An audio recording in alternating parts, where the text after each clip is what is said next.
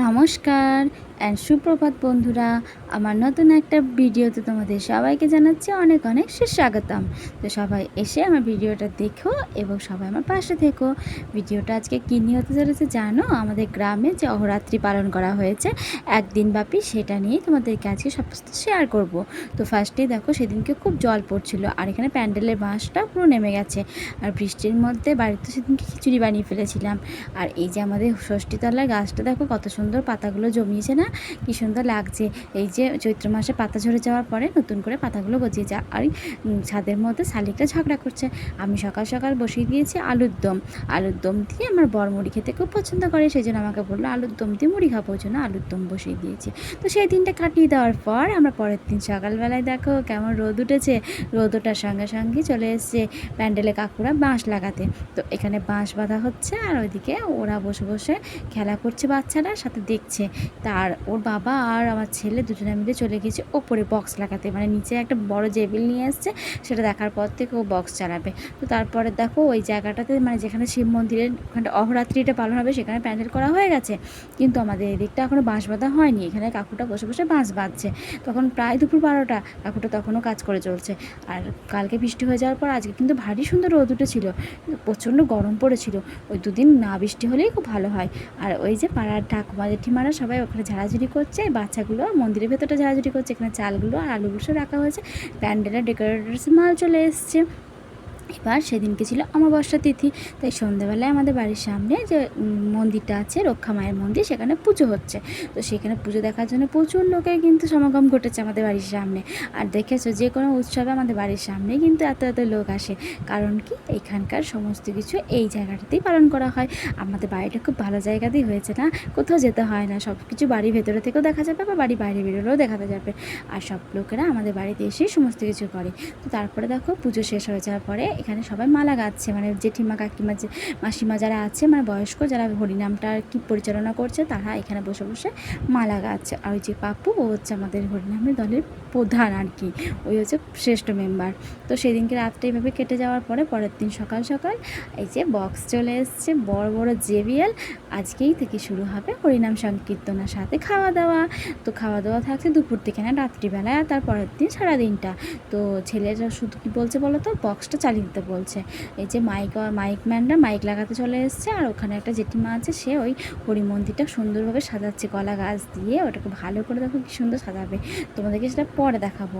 আর এই ছোটো ছোটো ছেলেগুলো এদের তো পাকামোর শেষ নেই, এরা ওই কাকুদের সঙ্গে বসে বসে হাতে হাত লাগিয়ে কাজ করছে। তারপর বাড়িতে চলে এসেছি, একদম গরম গরম গরম গরম চপ আর সাথে বোমা, সবটাই কিন্তু নিরামিষ, আর মুড়ি। বর কিন্তু পছন্দ করছে না ভিডিও করে, তাই ওই জন্য ঢাকা দিচ্ছে। আর এদিকে একটা কুমড়ো চিচকি করে নিয়েছি, পোস্ত তরকারি করেছিলাম, পটল ভেজেছিলাম। আর এই যে পোস্ত পাতাটা রেখেছি না, এটা কিন্তু মানে ভাতের সময় গরম গরম ভেজে দেওয়া হবে।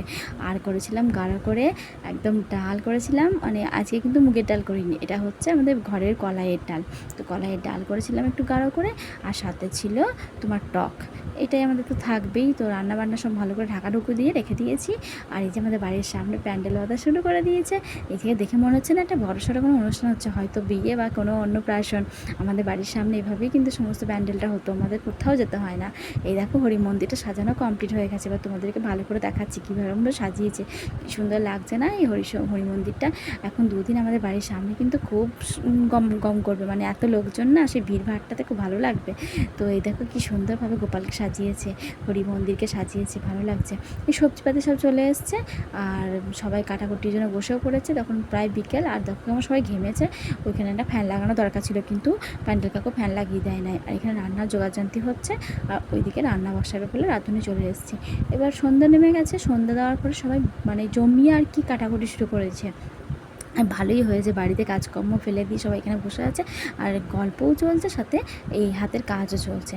আর ওইখানে কিন্তু হরিনাম হচ্ছে। হরিনামটাকে করছে জানো, ওই যে খাজুটিতে যে আশ্রমটা আছে, অরুণ বাবার আশ্রম, সে অরুণ বাবাকে দেখতে কি সুন্দর লাগছে, কি ফর্সা আর কি সুন্দর চেহারা, কি সুন্দর গঠন, আমার তো খুব ভালো লাগছে। আর এই কথা আমার বাড়িতে একটাই করছে, আরও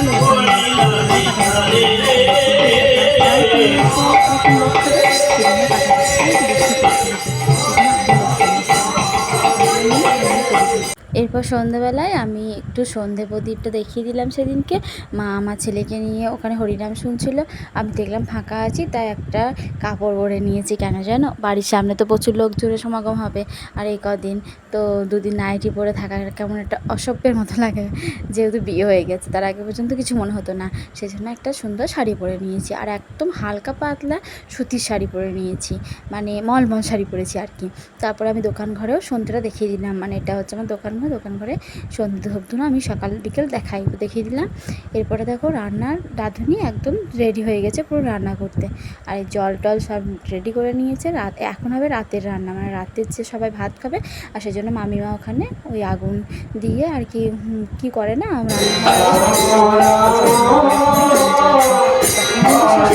কীর্তন।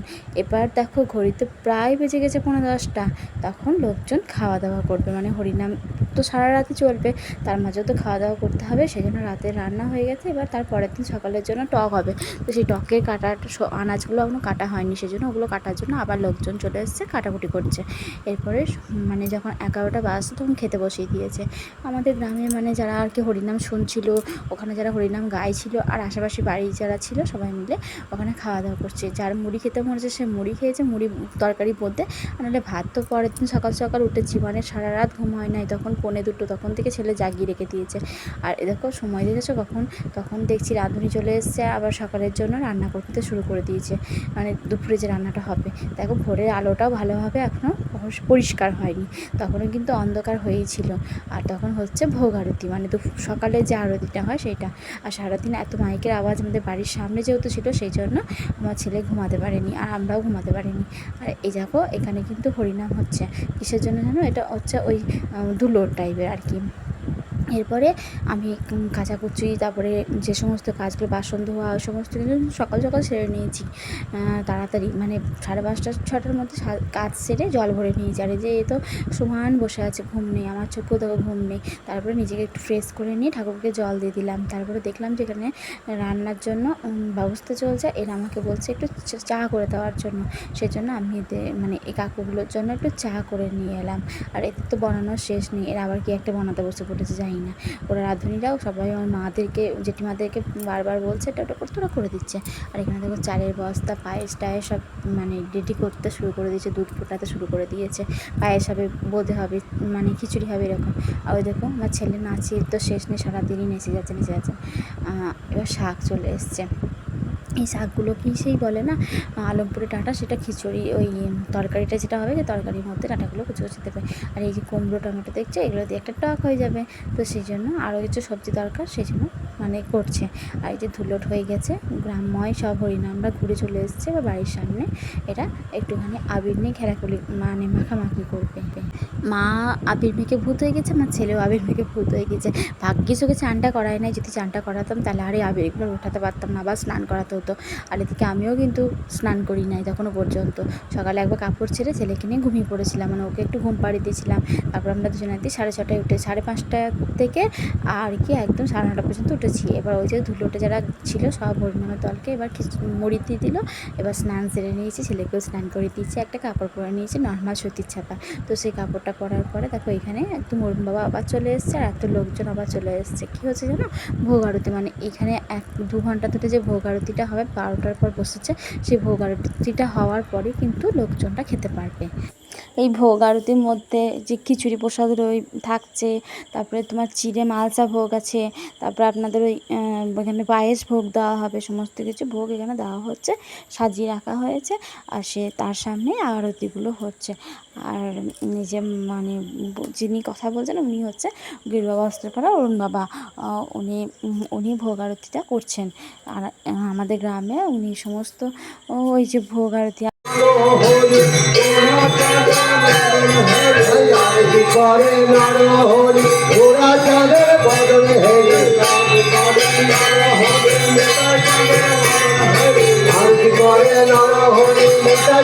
ভোগ আরতি শেষ হয়ে গেছে, তখন প্রায় 2টো বাজছে।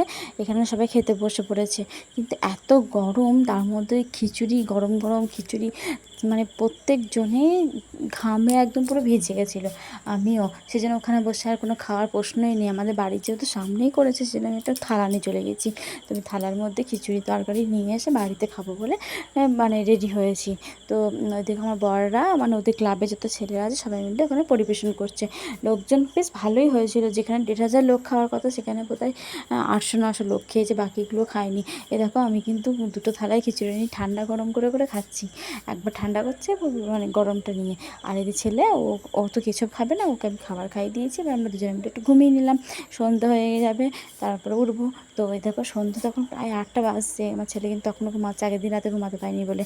আমি সেই ফাঁকে একটু হালকা করে লিপস্টিক নিয়ে সেজে নিয়েছি। আর এখানে কীর্তনের দলের লোক চলে এসছে। আর যে মেয়েটা কীর্তন করছিল, এত সুন্দর গলা না, আমার কিন্তু খুব ভালো লেগেছে। আমি কীর্তনে তো খুব একটা শুনি না, কিন্তু আজকে এনার কীর্তন শুনে আমার ভালো লেগেছে। তাই এখানে যেহেতু ফ্যান দিয়েছিল নিচের দিকে, থেকে কোনো স্টেজ করে নাই, মানে নর্মালভাবেই আর কি সমস্তটা ছিল, স্টেজ ছাড়াই। তো এখানে শুধু কীর্তনটা হচ্ছিল, খুব সুন্দর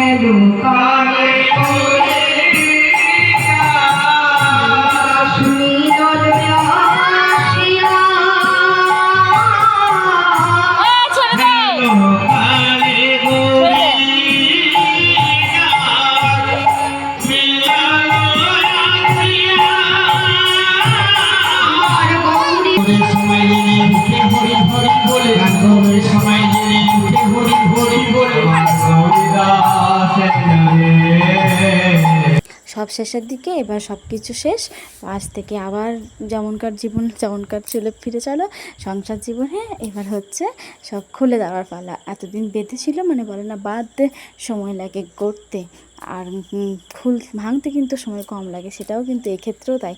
আর এইটা আমাদের উপরে মাথা ছিল বলে উপরে এসে আজকে সন্ধ্যাবেলা হরিকে আকলানোর জন্য সবাই হরিনাম করছিল এখানে।